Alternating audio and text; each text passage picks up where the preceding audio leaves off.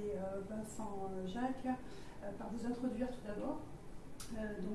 Frédéric, vous êtes maître de conférence en littérature comparée à l'Université Côte d'Azur et vous êtes aussi membre du comité Syrie Europe après Alep et vous avez de nombreuses publications et surtout votre premier ouvrage, premier essai qui est là, qui s'intitule Témoigner au cinéma, une action dans l'histoire qui est consacrée au film que nous venons de voir. Dont on parlera tout à l'heure. Et Vincent Jacques, vous êtes docteur en philosophie, maître assistant à l'École normale supérieure d'architecture de Versailles.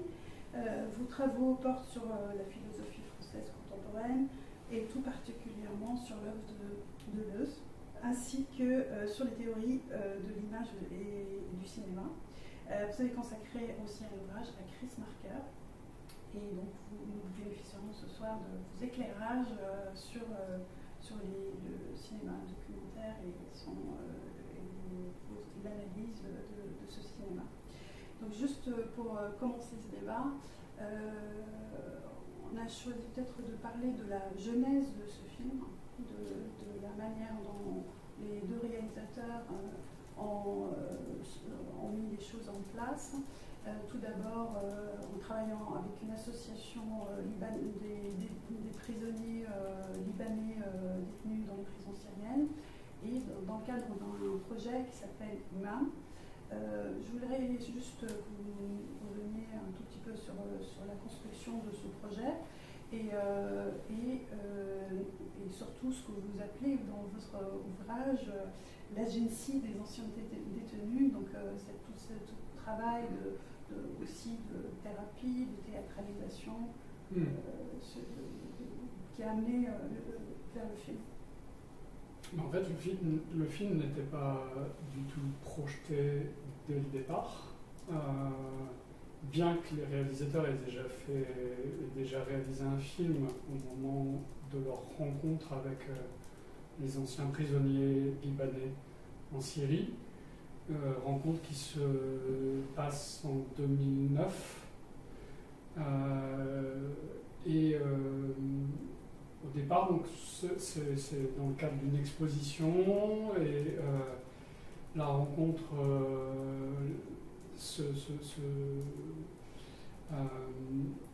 prend de l'importance du fait que Oumam c'est un projet de recherche documentaire sur l'histoire libanaise récente et évidemment le sort des prisonniers syriens en Libye et en Syrie est complètement lié à la guerre civile libanaise et à l'occupation syrienne du Liban.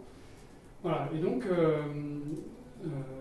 ils ont des interlocuteurs par rapport à cette histoire dont les anciens prisonniers n'avaient pas encore témoigné publiquement. Voilà. Et au départ, effectivement, il y a d'abord un travail qu'on appelle le psychodrame, avec une psychanalyste libanaise où les anciens prisonniers sont amenés à témoigner de ce qu'ils ont vécu en rejouant des scènes. Et ça se passe là dans un cercle restreint. Cadre thérapeutique en tout cas. Voilà, cadre thérapeutique collectif. Et voilà. Mais de fil en aiguille, ce travail de psychodrame s'est transformé en projet théâtral. Et a donné lieu à un spectacle à partir de 2012, je crois, la première représentation à Beyrouth de cette pièce, qui a ensuite été jouée même en Allemagne, et c'est là qu'elle a trouvé d'ailleurs son titre définitif, la pièce de théâtre, qui s'est appelée La chaise allemande, du nom d'une torture dans la prison syrienne. Voilà. Et c'est à partir de ce travail de théâtre que le projet du film est né, le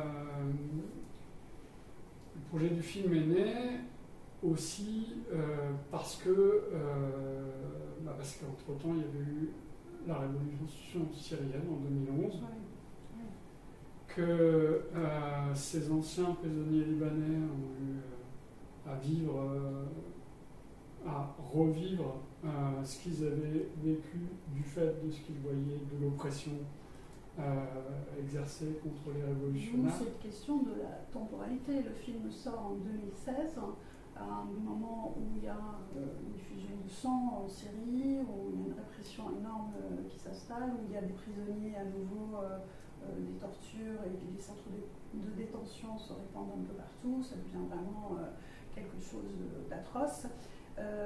Est-ce qu'il a fallu tout ce temps aussi pour les rescapés libanais pour pouvoir aussi arriver à parler, etc. Ou est-ce que c'est un moment précis, ça a été un déclencheur aussi, la sortie de film en 2016, le déclenchement de la révolution et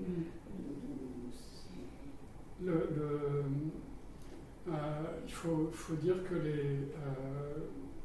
les prisonniers qui témoignent dans le film, ils sont 23, ils ont été libérés à la fin du règne de Hafez al-Assad, donc en 1998 et en 2000.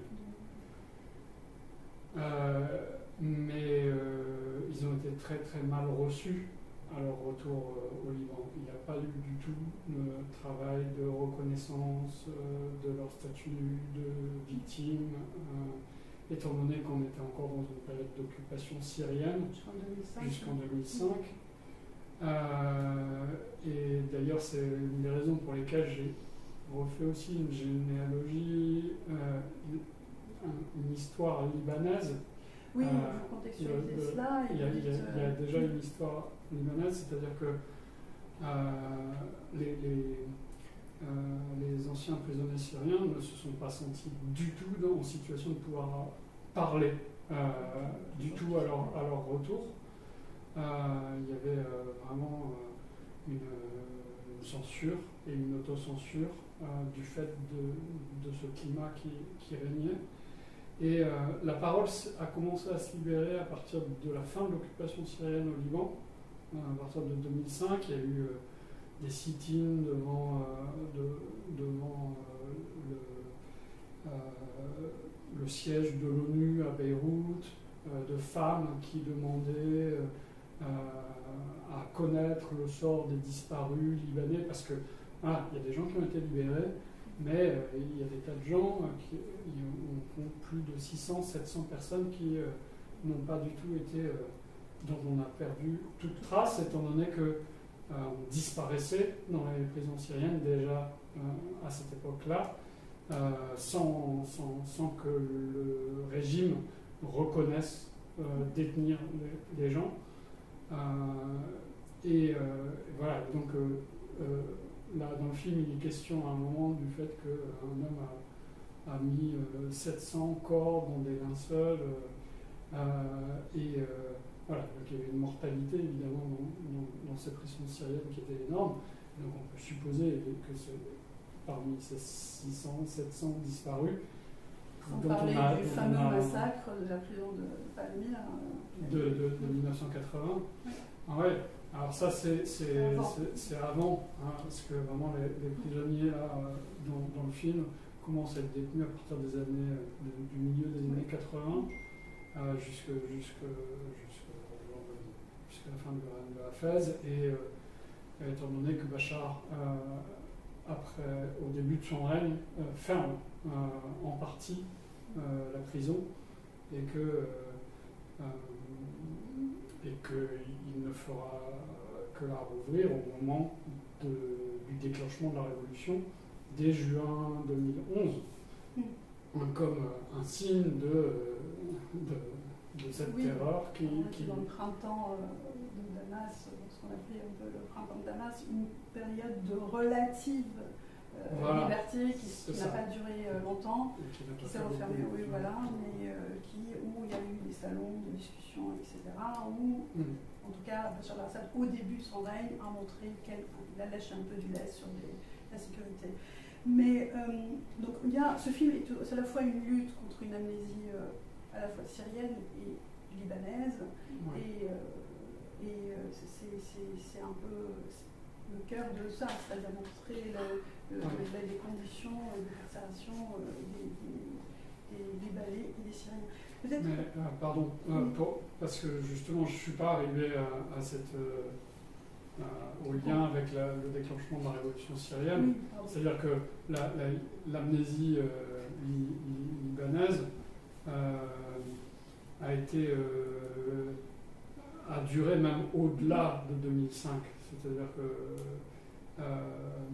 étant donné qu'il n'y avait absolument pas de reconnaissance d'un statut, que même ces femmes qui demandaient des comptes n'obtenaient absolument aucune réponse de la part des autorités libanaises.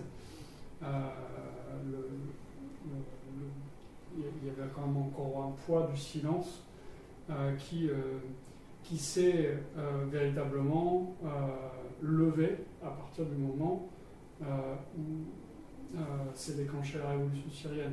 Et c'est ça qui est quand même très intéressant, c'est-à-dire que d'un côté, ce qui a motivé fortement le projet, c'est de revoir des violences telles que celles qu'ils avaient vécues, et même pire que ce qu'ils avaient vécu, qui ressurgissaient en Syrie de manière très spectaculaire.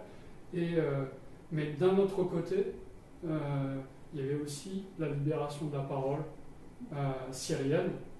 Le fait que dès 2011-2012, c'est les 30 ans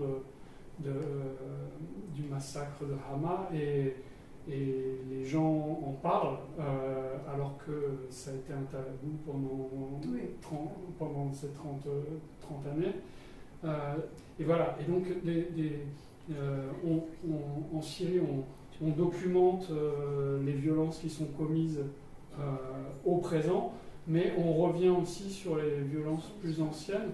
Et voilà. Et dans ce sens, le film et l'effort de remémoration des acteurs du film participe de cette dynamique de libération de la parole qui arrive donc avec un délai pour la plupart de plus de 10 ans après leur libération. Oui, bien sûr. Merci Frédéric. Et peut-être une question un peu sur que vous abordez dans l'introduction de votre ouvrage. Vous abordez les limites d'une analyse purement cinématographique ou esthétique. Et peut-être que ce qui vous a encouragé aussi à soutenir l'analyse ou le travail de Frédéric. Peut-être que vous dites la critique artistique ne consiste nullement à fétichiser l'œuvre, et que la question qui guide le travail du critique est de savoir ce que la réception de cette œuvre a transformé dans sa relation au monde et à l'histoire. Qu'en pensez-vous, Vincent? Est-ce que c'est un peu le devoir un peu de toute critique d'un film qui est sur la violence politique comme ça, et de s'inscrire, d'interroger son rôle et son rapport à l'histoire, et de ne pas rester dans les limites d'une analyse purement esthétique? Oui, bien sûr. Bon, peut-être que Frédéric aussi, qui en a beaucoup parlé, pourra répondre. Mais bon, ce qui est évident, c'est qu'avec un thème comme ça pose la question de la représentation de la violence. Et notamment au cinéma, peut-être plus qu'au théâtre et en littérature, parce qu'il y a... C'est inhérent à la représentation par l'image mouvement.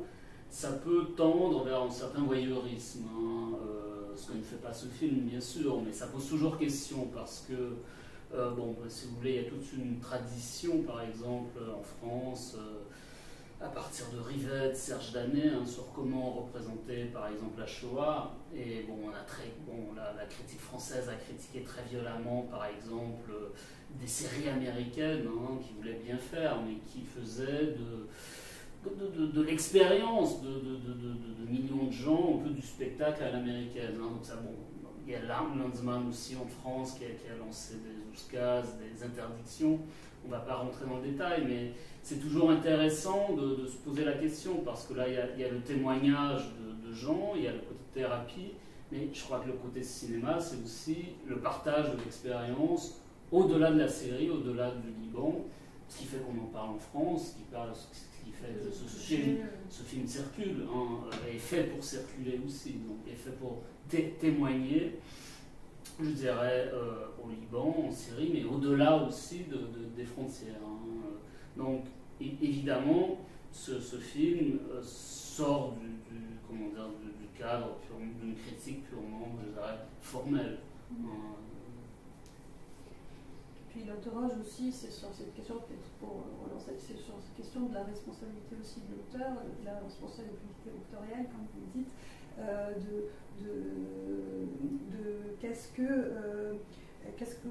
qu'est-ce qu'on peut représenter et quelle place on peut donner à la parole des victimes et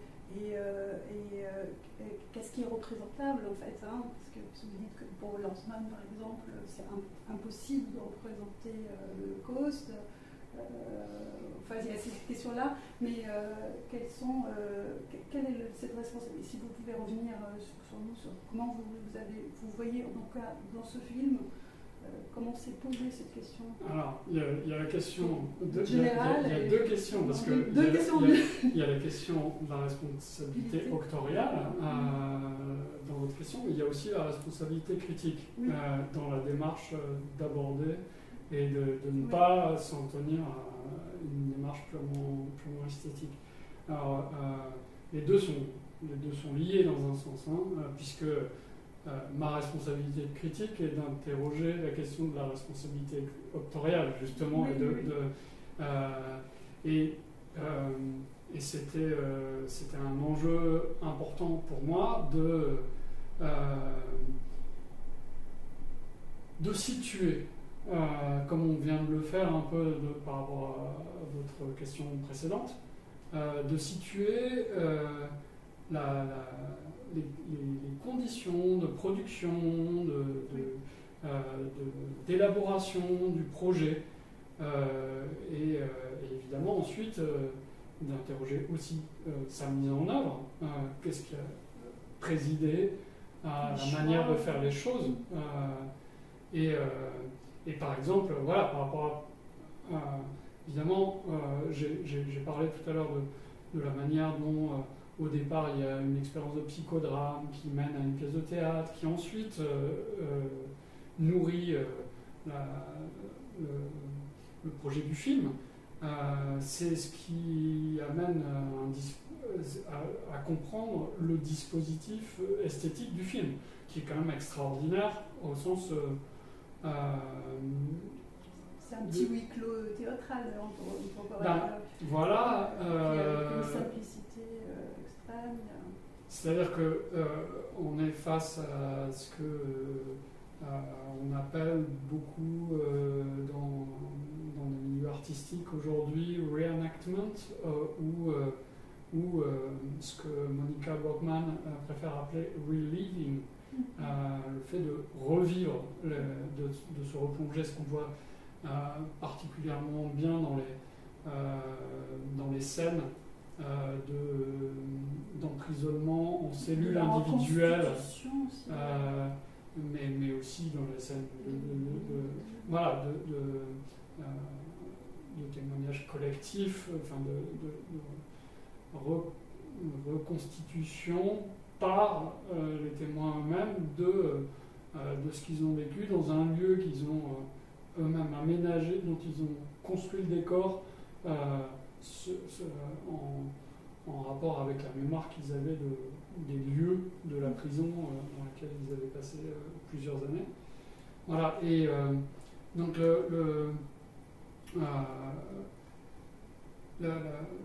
ce dispositif où on voit donc des témoins qui témoignent oralement par des face caméra et assez connu.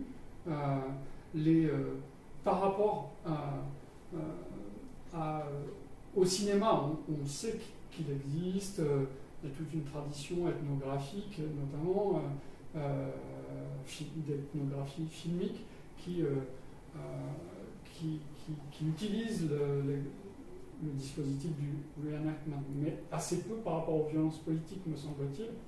On a très peu, en tout cas à l'échelle de la réalisation d'un film entier. C'est-à-dire qu'on a des séquences que je cite dans le livre. Il y a évidemment des scènes dans Shoah de Claude Lanzmann, il y a des scènes dans le film S21, La machine de mer rouge de Retipan, où des témoins soudain se remettent, enfin des témoins victimes ou bourreaux d'ailleurs, se remettent à faire les gestes pour mieux. On voit d'ailleurs dans les séquences de témoignage oral que parfois ils lient le geste à la parole de manière très... Voilà, c'est ça. Ils bougent de leur chaise, ils refont déjà des gestes avec le sentiment que ça permettra de mieux comprendre, donner à comprendre ce dont il s'agit de témoigner. Voilà, donc voilà. Ma responsabilité n'était pas de prendre le dispositif comme ça de manière autonome, mais de comprendre la motivation, ce qui est à la fois le processus qui a mené à ce dispositif esthétique, mais aussi les enjeux éthiques, les enjeux éthiques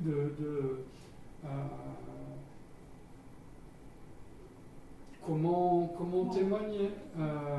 Le fait, par exemple, que les témoins y insistent à plusieurs reprises dans des entretiens qu'ils ont donnés par ailleurs, les témoins qui témoignent dans le film, que ce qu'ils donnent à voir, et qui est déjà assez insoutenable, n'est qu'un échantillon, même pas forcément représentatif de ce qu'il y a eu de pire, qu'il y a des choses sur lesquelles ils ont préféré s'auto-censurer par souci de dignité, parce que évidemment c'est un spectacle d'humiliation permanent, et notamment sur la question sexuelle, en fait, ils n'abordent pas, mais on sait qu'il y a des choses qui étaient de cet ordre. Voilà, mais donc,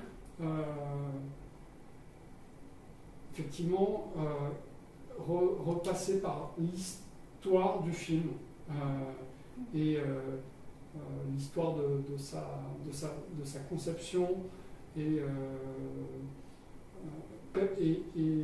donc en faire un objet social, le considérer comme objet social, voir que ça participe du projet de documentation du centre Ouman à Beyrouth aussi. Lokman Slim et Monica Borgman le font alors qu'ils ont fondé cet institut.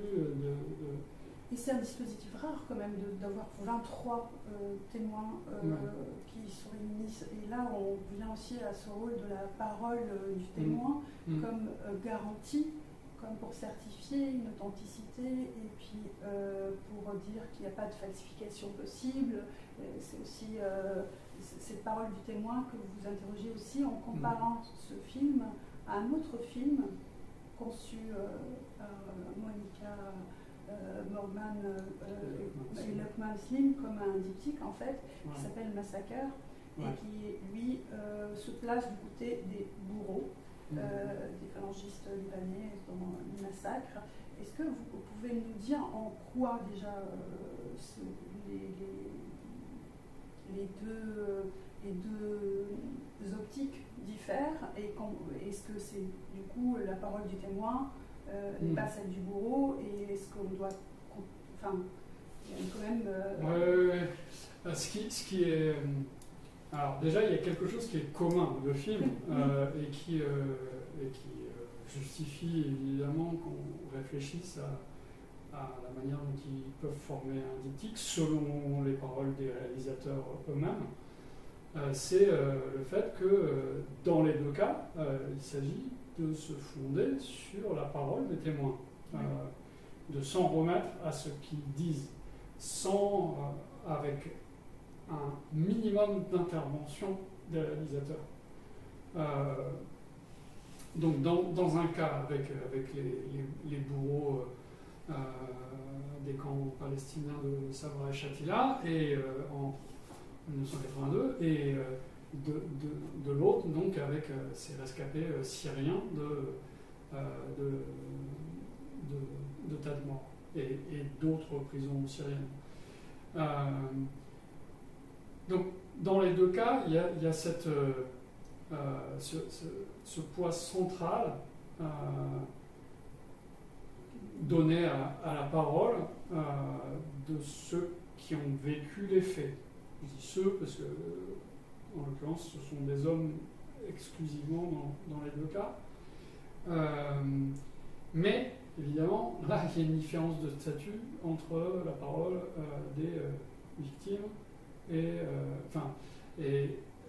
il y a quelque chose qui fait une différence très nette d'un point de vue éthique, c'est que de s'interroger sur quel est le projet de ceux qui témoignent. Dans le cas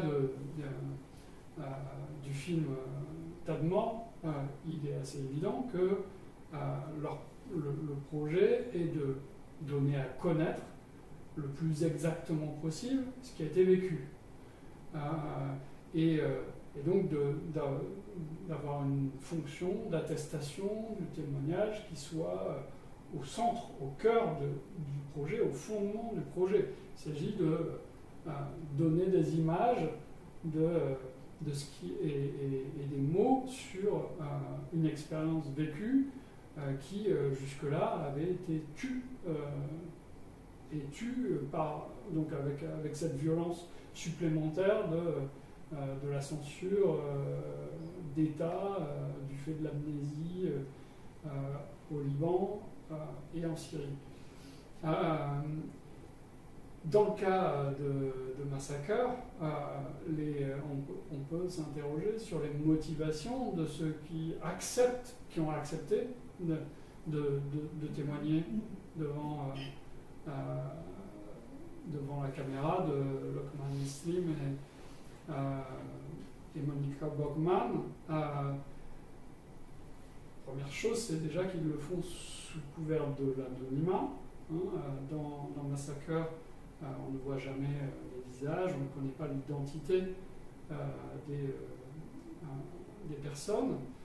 Donc il s'agit de préserver, de se préserver d'une éventuelle poursuite judiciaire. Mais il s'agit de se préserver d'une éventuelle poursuite judiciaire aussi en biaisant les faits. C'est-à-dire, c'est assez paradoxal parce que, en l'occurrence, ils ont pour au moins 4 d'entre eux, ils sont 6 dans Massacre. Pour 4 d'entre eux, ils ont l'air d'assumer complètement ce qu'ils ont fait. C'est même assez terrifiant. Puisqu'ils ont commis des horreurs, ils ont massacré les gens dans ces camps. Mais d'un autre côté, ils le font en se déresponsabilisant en permanence, en rejetant la responsabilité sur les donneurs d'ordre, en invoquant le fait qu'ils étaient dans une vengeance, en invoquant l'esprit de groupe, en invoquant, des tas de stratégies qui visent à se déresponsabiliser des actes qu'ils ont commis, voilà, acteurs, mais néanmoins victimes hein, de ce crime. Et ce qui fait que il cherche constamment à biaiser,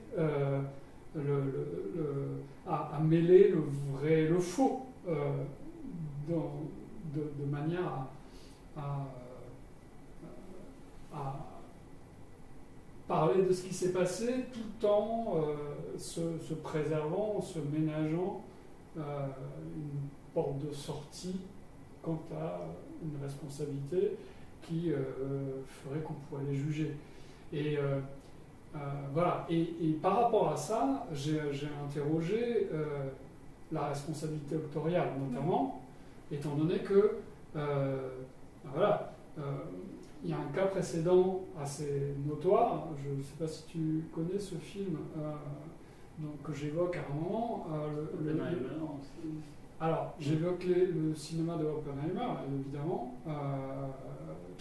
qui a un diptyque aussi avec un film sur les crimes commis en Indonésie en 1965.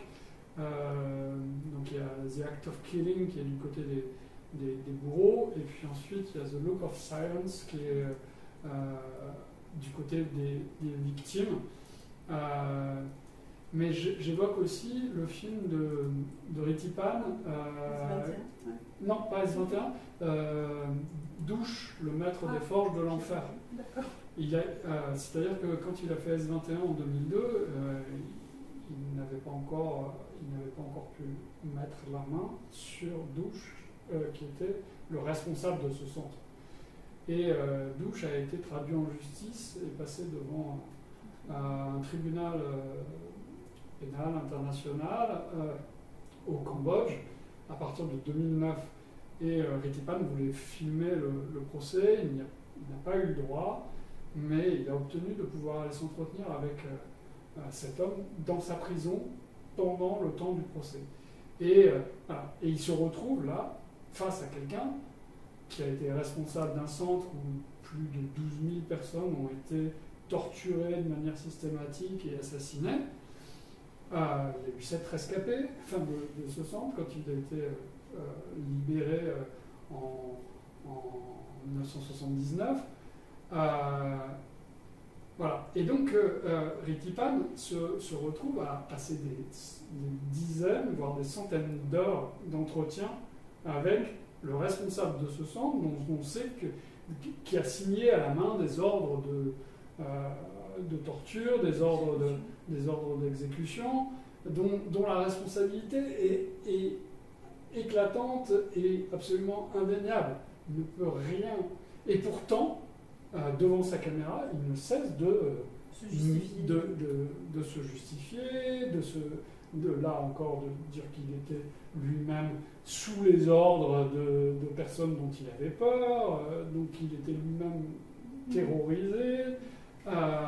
Voilà. Et donc Ritipan a fait un film tout entier en recueillant la parole de cet homme, mais en devant en permanence lutter contre les mensonges.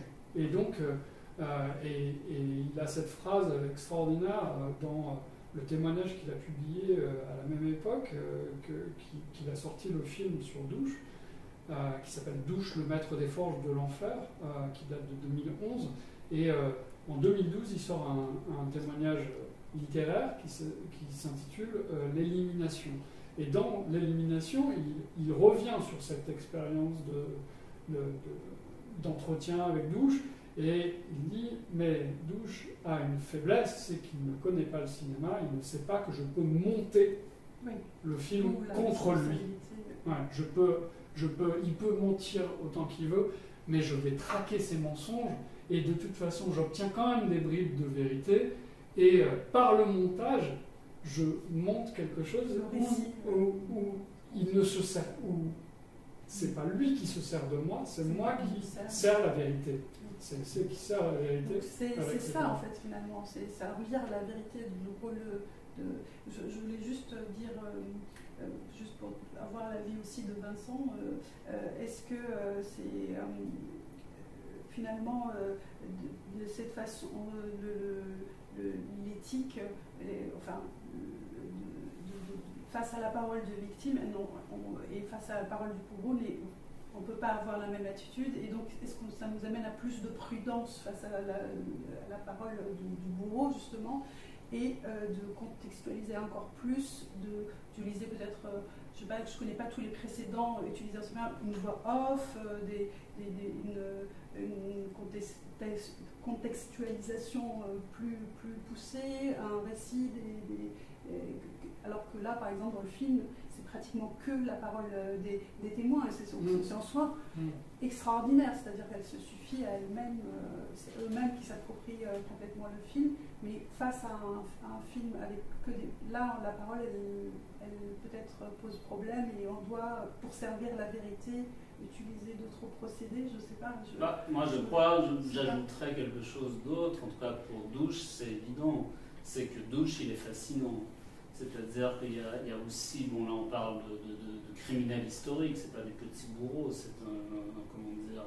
Et d'après moi, Ritipan, il lutte aussi contre sa propre fascination. Quand je dis sa propre fascination, ça ne veut pas dire qu'il approuve. Bien sûr, il est dégoûté. Mais bon, je ne sais pas, imaginez qu'on aurait interviewé Hitler. Bon, là, c'est complètement farfelu, hein, mais si vous voulez, à ce niveau-là, c'est pas la recherche de la vérité qui est intéressante. C'est qu'est-ce qu'on est. Non, la question est éthique en se disant qu'est-ce qu'on est en train de faire. Est-ce qu'on peut, justement, moi je pose même la question, est-ce qu'on peut vraiment, est-ce que ça vaut la peine d'interviewer des bourreaux? Est-ce qu'on justement, avec tout ce qu'on sait, que le bourreau va tout faire pour se disculper, et que, ça il faut bien l'avouer, encore une fois, quand on a une caméra, quand on interviewe quelqu'un et quand on a une caméra, il faut quand même se poser la question de qu'est-ce qu'on est en train de faire. Dans The Act of Killing, les bourreaux, le Oppenheimer est vraiment tombé sur le charme, d'après moi, des bourreaux, parce que c'est des Indonésiens, des petits monsieur asiatiques, très très drôles, qui vous racontent des horreurs, mais c'est assez fascinant. Et Douche, si vous voulez, c'est bon, et on est dans cette civilisation, c'est quand même un génie du mal, donc qu'est-ce que vous... Bon, Ritipan, j'adore, mais là, c'est comme, bon, allez... je ne vais pas dire interviewer le diable, mais qu'est-ce qu'on est en train de faire, hein? Qu'est-ce qu'on cherche en interviewant le bourreau? Donc moi je dirais que la question éthique, elle est là, c'est-à-dire, mais c'est à chaque réalisatrice de se poser la question, mais bien évidemment c'est pas la même chose que recueillir l'expérience, qui est une façon de faire accoucher aussi de mettre à la lumière, d'aider l'autre. Hein. Je veux dire, s'il y a quelque chose qui... C'est pas du tout la même chose. Quoi. On ne cherche pas aussi la même chose. On ne cherche pas la même chose. Et je crois que dans l'un, on cherche vraiment le témoignage, c'est-à-dire quelque chose qui a été tué, hein, parce que les victimes, souvent, c'est des gens à qui on a coupé la parole, qu'on a empêché de parler, qui, dans leur société ou aussi dans certains pays, ne peuvent pas parler non plus, ne sont pas écoutés. Tandis que le bourreau, souvent, lui, historiquement, il avait la parole, et puis après, justement, des gens comme Douche restent des personnages fascinants, malgré leur défaite, quoi. Bon. Donc, ça pose pas du tout, mais c'est des questions très intéressantes, mais d'après moi, c'est pas effectivement, c'est pas du tout la même chose. Ritipan parle du fait que il espère faire cheminer Douche vers l'humanité. Ah, je sais pas. Faire cheminer Douche vers l'humanité en l'amenant à une parole de vérité, en fait. C'est ça, d'accord. Dans ce sens. D'accord. À dire, finalement. Et finalement éprouver quelque chose qui soit un repentir sincère et quelque chose qui ne soit pas justement une parole qui prolonge le crime ou par sa négation. Et, voilà. Donc c'est dans ce sens-là. Mais c'est terrible pour lui parce que c'est un échec total. Il fait le constat que Douche ne chemine pas.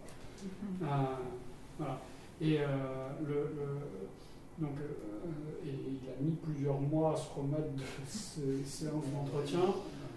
Et par rapport à ce que tu disais de la fascination, c'était quelque chose qu'il a quand même beaucoup déjoué dès le départ, parce que Douche se comportait comme une star, véritablement, en presque essayant de monnayer le fait de donner sa parole, parce qu'il y a des gens qui étaient prêts à payer pour aller obtenir la parole du diable, justement. Et Retipan a coupé court absolument à toutes ces stratégies de fascination du bourreau. Mais oui, mais on vit dans une époque quand même, faut pas oublier que les années 2000, ça a été quand même terrible pour ça, parce qu'il y a eu la sortie du film, du livre Les Bienveillantes qui a eu le prix Goncourt en 2006, où on prend le point de vue du bourreau.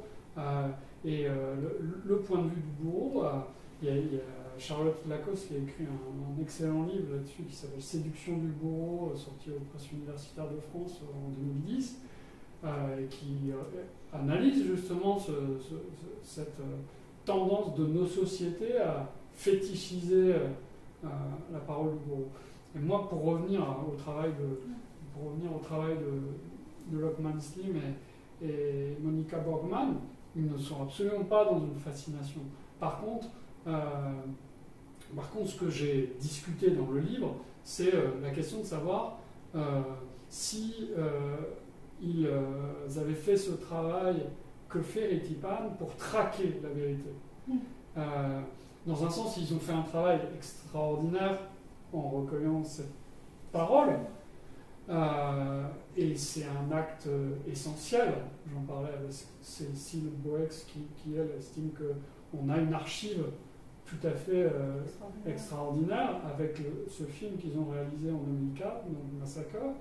Mais par contre, dans le dispositif du film, il n'y a pas les bourreaux ne sont pas poussés dans leur retranchement comme le fait Retipan par rapport à Douche. Et ça, c'est étant donné qu'ils mentent tout le temps, et ce dont ils ne sont absolument pas dupes. J'ai eu une conversation avec Lockman Slim la fois où je l'ai rencontré en 2019, lorsqu'il est venu présenter Tadmor ici en France. Évidemment qu'ils ne sont pas dupes des mensonges, mais il n'y a pas de mécanisme, enfin de dispositif pour les déjouer dans le film. Donc c'est un document important. C'est un document important, mais il faut que ça vienne d'un travail ensuite du spectateur pour véritablement démêler le vrai du faux dans ce qui est dit. Voilà. Alors que l'accès à Tadmor et à la question de la véridicité est quand même beaucoup plus clair dans le film Tadmor. D'une part parce que c'est collectif et que c'est les paroles des uns et se corroborent les unes les autres, et qu'ils font ce travail aussi de remise en scène collective. Et il ne faut pas mentir, là, il y a une responsabilité collective. Ils ne sont pas en train de construire quelque chose qui joue avec le faux. Et donc là, dans ce sens-là, et ils le font évidemment sous leur nom aussi. Donc voilà, il y a quelque chose qui me paraît beaucoup plus probant dans cette expérience filmique. Voilà. De la même façon que chez Oppenheimer, j'avais été absolument épaté que The Look of Silence m'ait complètement conquis, qui est le film Du côté des victimes, alors que j'avais été très choqué par The Act of Killing en 2012, qui était du côté des bourreaux, été une expérience très choquante, en fait, de confrontation avec des bourreaux dans la totale impunité. Parce que c'est cette question de l'impunité qui est en au jeu. centre, oui, bien sûr. Et qui est toujours d'actualité en ce qui concerne la Syrie. Absolument. Peut-être juste une ou deux petites questions.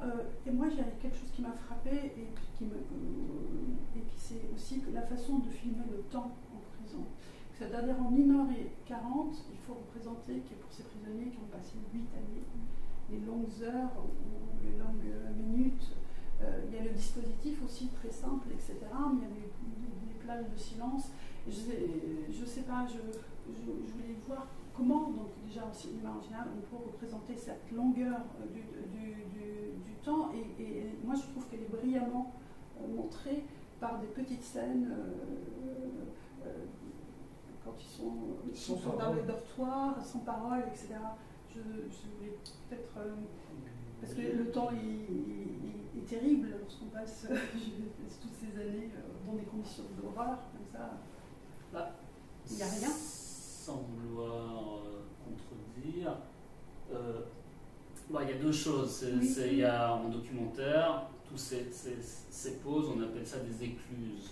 Oui. Donc ce film, il correspond à la grammaire documentaire un peu classique. Oui. Il y a ça aussi dans les séries Netflix, même dans les séries d'action. Vous avez toujours des écluses, c'est-à-dire que vous avez de l'action, puis après, il y a des scènes où... Bon, ça, c'est formel, et ça, c'est très bien fait, parce que, surtout pour un film comme ça, où il y a des horreurs à tous les... il y a que des horreurs, d'ailleurs. Bon, il y a un moment, ce film... Heureusement qu'il y a ça parce que on respire un peu. Et il y a même des assez jolies scènes que vous avez mis sur l'affiche, j'ai vu d'ailleurs, cette scène où ils dorment tous tête bêche. Bon. Ça c'est, sans vouloir trop en faire, c'est une belle image. Hein, je veux dire, ça ouvre un peu le... Après, sur le temps, oui, peut-être. Hein, c'est vrai qu'il y a... C'est peut-être là plutôt les scènes où on voit des hommes qui se grattent, qui regardent, qui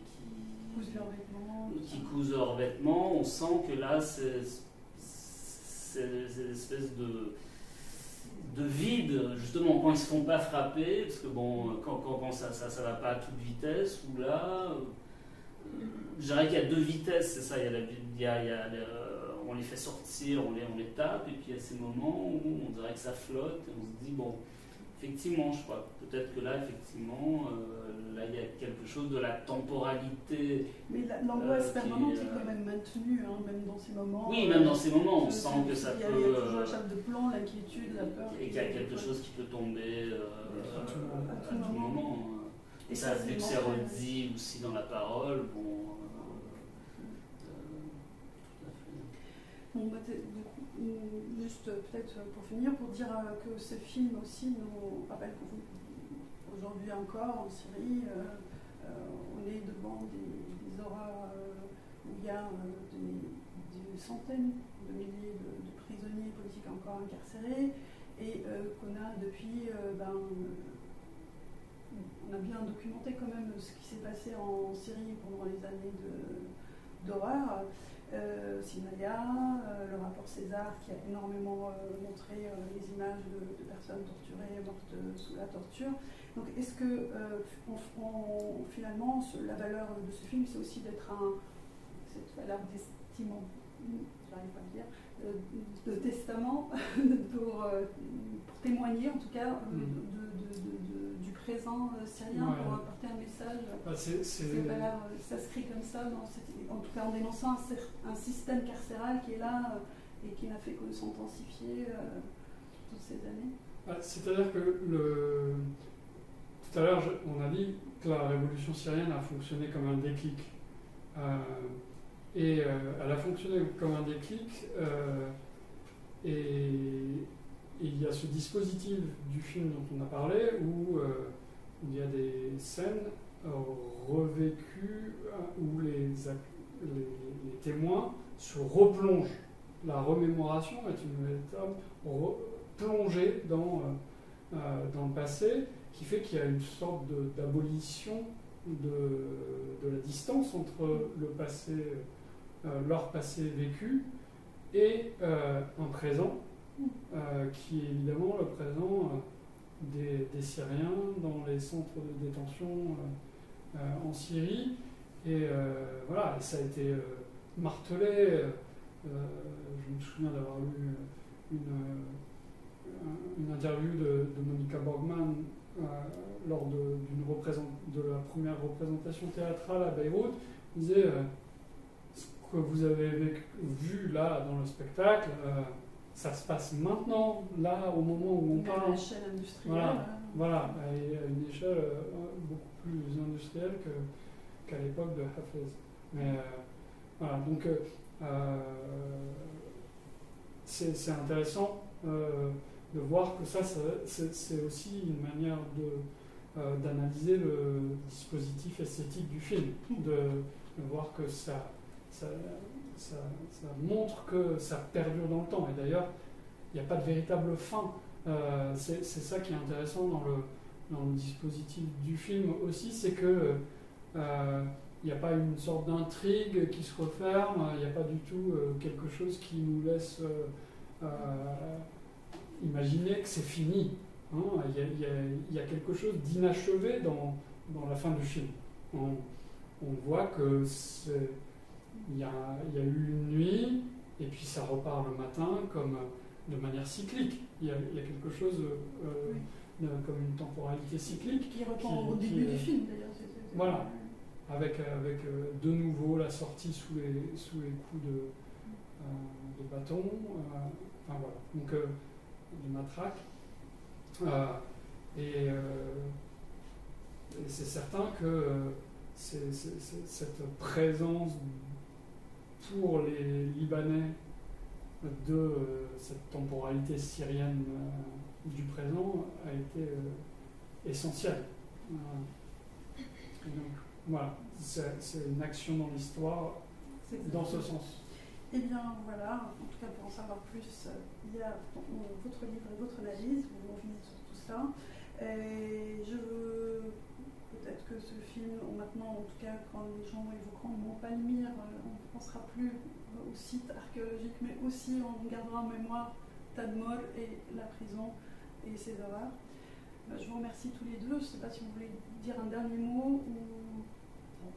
Eh bien, écoutez, merci beaucoup. Et on donne rendez-vous aux personnes qui s'intéressent à cette question des détenus, peut-être le 14 juin, avec Joël Ibrecht et Sana Yazigi. On parlera justement de ce que peut faire l'art et la justice pour les détenus et prisonniers en Syrie. Voilà, merci à vous. Merci beaucoup. Et voilà. Merci à vous. Merci à vous.